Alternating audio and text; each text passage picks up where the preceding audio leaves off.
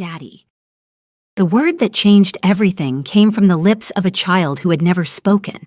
Not to her mother, not to doctors, not to anyone.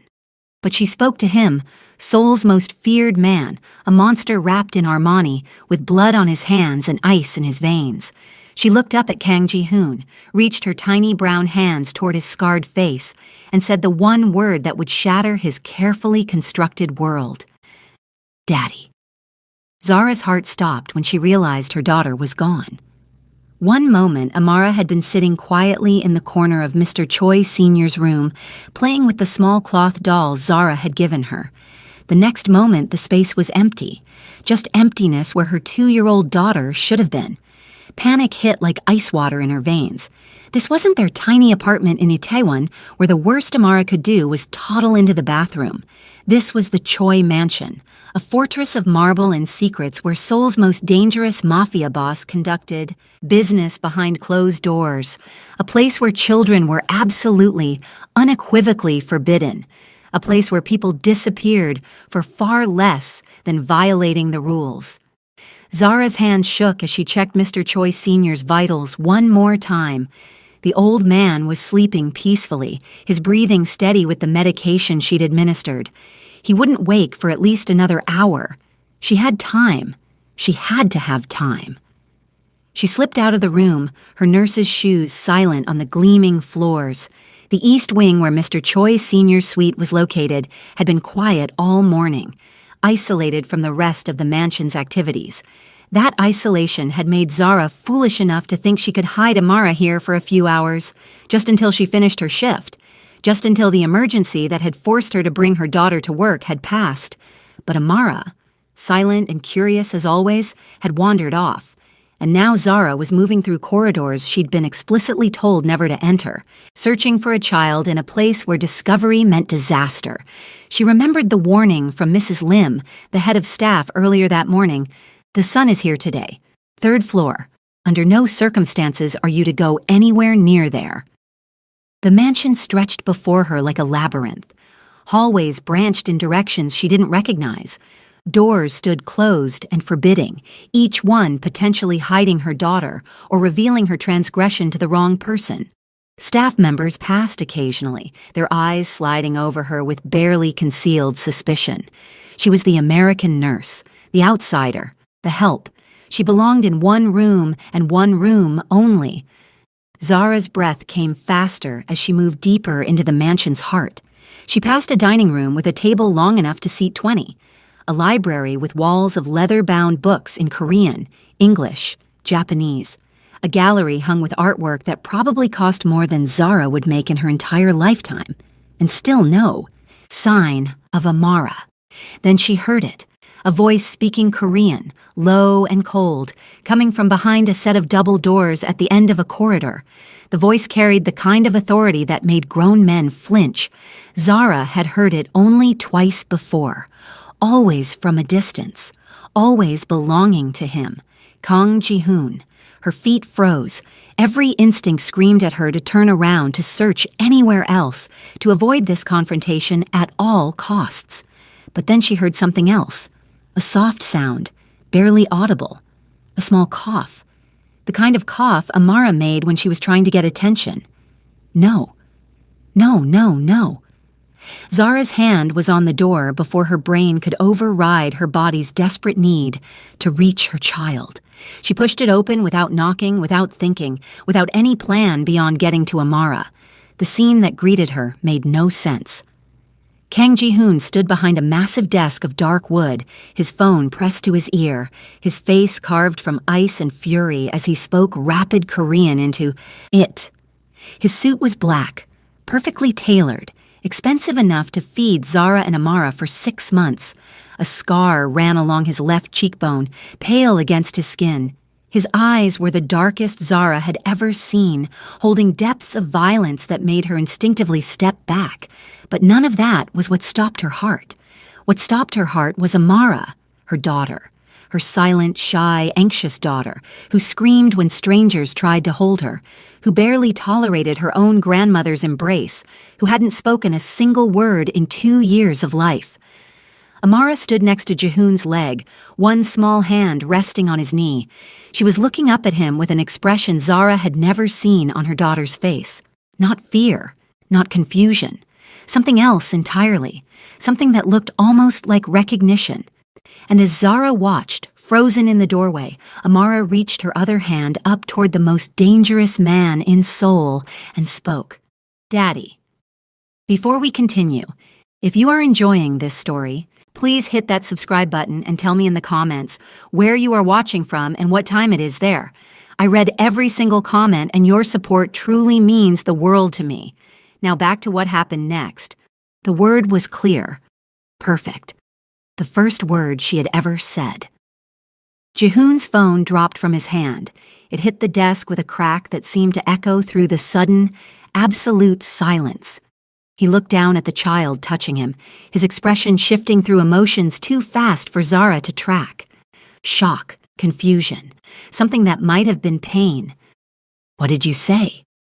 His voice had changed completely, no longer cold, no longer distant, raw and rough and almost broken. Amara patted his knee with her tiny hand, smiling up at him with the pure, uncomplicated joy of a toddler who'd found something wonderful. "Daddy," she said again, clearer this time, more insistent. Jehoon's gaze lifted from Amara to Zara. Their eyes met across the office, and Zara felt the full weight of his attention settle on her like a physical thing. She couldn't breathe, couldn't move, could only stand there as he took in her nurse's scrubs, her wild expression, the desperate fear written across every line of her body. "Yours?" The question was quiet, deadly quiet. Zara's mouth opened, but no sound came out. Her daughter, her baby who had never spoken, who therapists said might never speak, who Zara had spent 2 years trying every method, every technique, every desperate hope to reach, had just called a Mafia boss daddy as her first word. She managed a nod, barely. Jehoon looked back down at Amara, who was now tugging on his pant leg with both hands, trying to climb up like he was a jungle gym she'd discovered in a playground.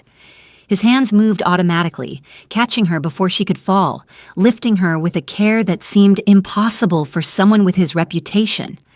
Amara squealed with delight, another sound Zara had never heard from her, and wrapped, her small arms around Jehoon's neck. "Daddy, daddy, daddy," she chanted, patting his face with her hands like she was trying to memorize it through touch. Something in Jehoon's expression crumbled, just for a moment, just long enough for Zara to see past the monster everyone feared to something else underneath, something that looked like a man who'd forgotten what it felt like to be touched with affection instead of fear. Then the mask slammed back down. He reached for his desk phone with his free hand, Amara still clinging to him like a baby koala, and pressed a button.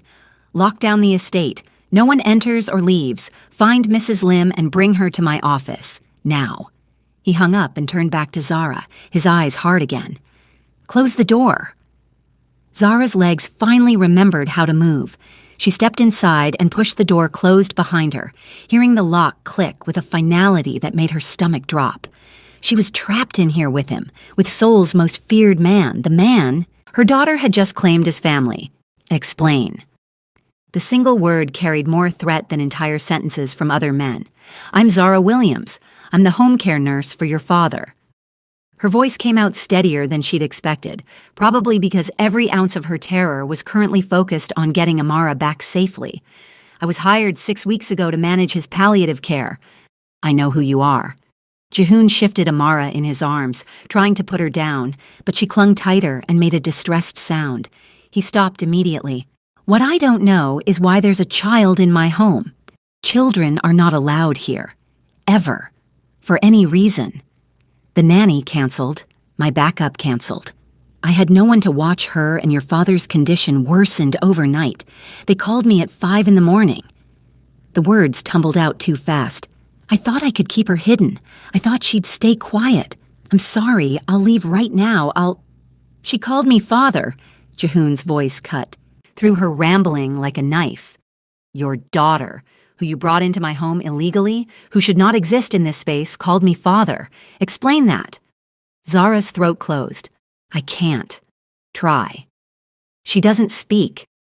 The words came out choked. She's 2 years old and she's never said a word. Not mama, not anything.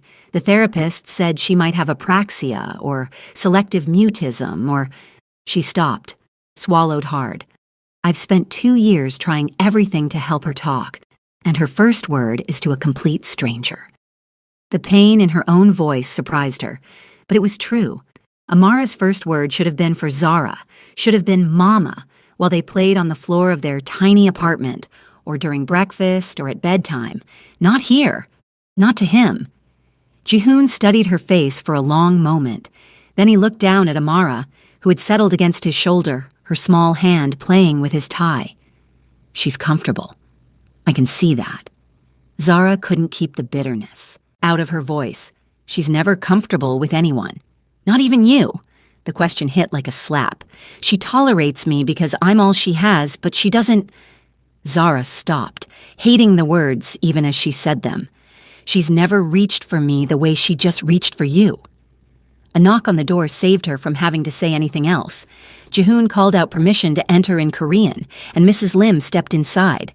The head of staff's face went white when she saw Amara in Jihoon's arms.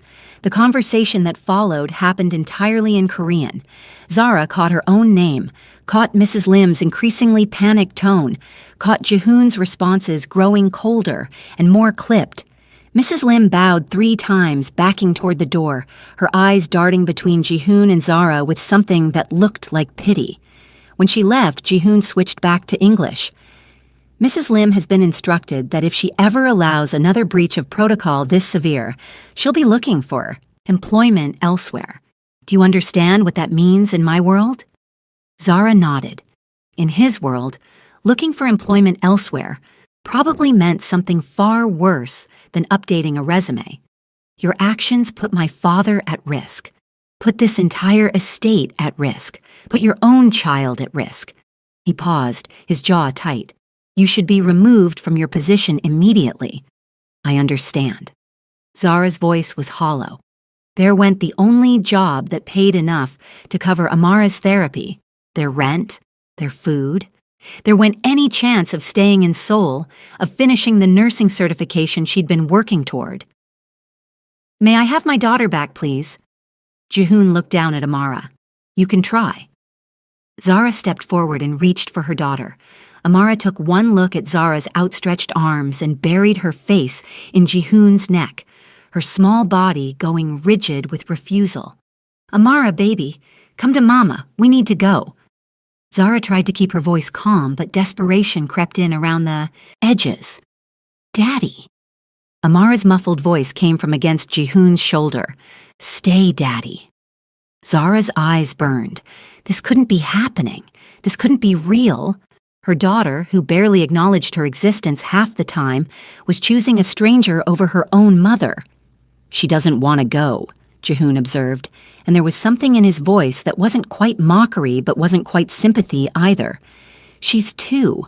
She doesn't know what she wants. She knows she wants to stay with me. You're a stranger, Zara snapped, her fear bleeding into anger. You're a... She stopped herself just in time from saying monster or criminal or any of the other things whispered about Kang Jihoon in Seoul's underground. I'm a what? His voice dropped dangerously low. Finish that sentence. Zara met his eyes, and for the first time since walking into this office, she let him see that she wasn't just afraid. She was furious. Furious at the situation, at her daughter's inexplicable attachment, at this man who held all the power and knew it. You're someone who could hurt us without a second thought, she said quietly, and my daughter doesn't understand that. Something flickered across Jihoon's face. He looked down at Amara again, at her small hands fisted in his expensive suit jacket, at her complete trust in him. When he spoke, his voice had changed again, softer, almost gentle. Children see things adults don't. He touched Amara's hair carefully, like he was afraid she might break. They see who you are, not what you've become. Before Zara could respond, Amara lifted her head and patted Jihoon's scarred cheek. Daddy, sad? The words, her second and third and fourth words strung together in a question that shouldn't have been possible from a child who'd been silent her entire life, hung in the air like something fragile and impossible. Jihoon's hand came up to cover Amara's tiny one against his face.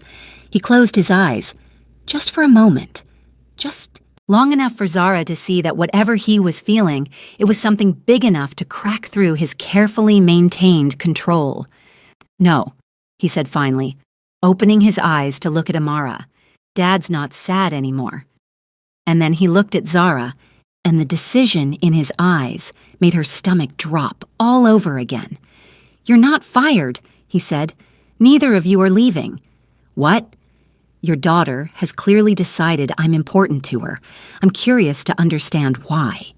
He stood, still holding Amara, and walked around the desk to face Zara directly. "You'll continue caring for my father. You and your daughter will move into the staff quarters here at the estate. You'll both stay where I can." He paused, choosing his words carefully. "Observe this situation. You can't be serious. I'm always serious." He shifted Amara to his other arm when she started to slip. "Your rent is 3 months overdue. Your daughter needs speech therapy you can't afford. You have no family and soul and no support system." He tilted his head slightly. "Did you think I wouldn't investigate the people who enter my home?" The fact that he knew all of that should have terrified Zara more than it did. Instead, she felt something else, something that felt dangerously like relief mixed with dread. "You're offering me a prison that looks like generosity. I'm offering you a solution to your problems in exchange for answers to mine." Jihoon's expression didn't change. "Your daughter spoke to me. A child who has never spoken called me father. That means something, and I intend to find out what. And if I refuse, then you walk out of here, lose your job, lose your apartment, and take your silent daughter back to whatever desperate situation you were in before I hired you to care for my father." He paused. "Or you accept my offer and give her a chance to speak, to grow, to be safe." The word safe coming from his mouth should have been laughable. Kang Ji-hoon dealt in violence and fear. His world was the opposite of safe. But when Zara looked at her daughter, comfortable in his arms in a way she'd never been comfortable with anyone, she couldn't deny the impossible truth staring her in the face. Amara felt safe with him. "How long?" Zara asked quietly. "As long as it takes." "That's not an answer." "It's the only one I have." He looked down at Amara, who had started to doze against his shoulder. "She called me father. No one has called me anything but my name or my title in 15 years. I'm not letting her go until I understand why." Zara looked at her daughter, at the monster holding her, at the impossible situation she'd stumbled into by bringing her child to work. She thought about their apartment with its mold problem and broken heating. She thought about the bills stacking up on her table. She thought about the therapists she couldn't afford and the future she couldn't provide. She thought about Amara's first word and how it hadn't been for her. "Fine," she said, the word tasting like surrender and survival all at once. "We'll stay." Jihoon nodded once, sharp and final. "Mrs. Lim will show you to your quarters. You'll move in today. Your belongings will be collected from your apartment within the hour." "That fast? I don't waste time." He walked to his desk and pressed the intercom button again, speaking in Korean. Then he looked back at Zara. "My father is dying. I assume you know this." "Yes, I'd say he has 3 weeks, maybe a month. And you've been keeping him comfortable." "As comfortable as possible, yes." Something in Jihoon's expression softened fractionally. "He's the only person in this world who still sees me as human. The only one who—" He stopped himself, his jaw tightening. "Make sure his final days are peaceful. That's all I ask." The vulnerability in his voice, quickly masked but present, made Zara see him differently. Not as the monster whispered about in Seoul's alleys, but as a son watching his father die. As someone who'd built walls so high that a 2-year-old girl had to scale them to reach the person inside. "I will," she promised, and meant it. Mrs. Lim appeared at the door, her expression carefully neutral despite the chaos of the last hour. She bowed to Jehoon and then gestured for Zara to follow her. "Wait!" Jehoon's voice stopped them. He looked down at Amara, still sleeping against him, her tiny hand fisted in his tie. "She should stay here while you move your things. She won't. She's asleep, and she's clearly decided I'm trustworthy." The corner of his mouth twitched, not quite a smile. "I won't let anything happen to her." The terrifying thing was that Zara believed him. This man, this dangerous man, would protect Amara. Maybe not because he was good, but because Amara had seen something in him that demanded protection in return. "Okay," Zara said quietly. "I'll be back in an hour." She followed Mrs. Lim out of the office, leaving her daughter asleep in the arms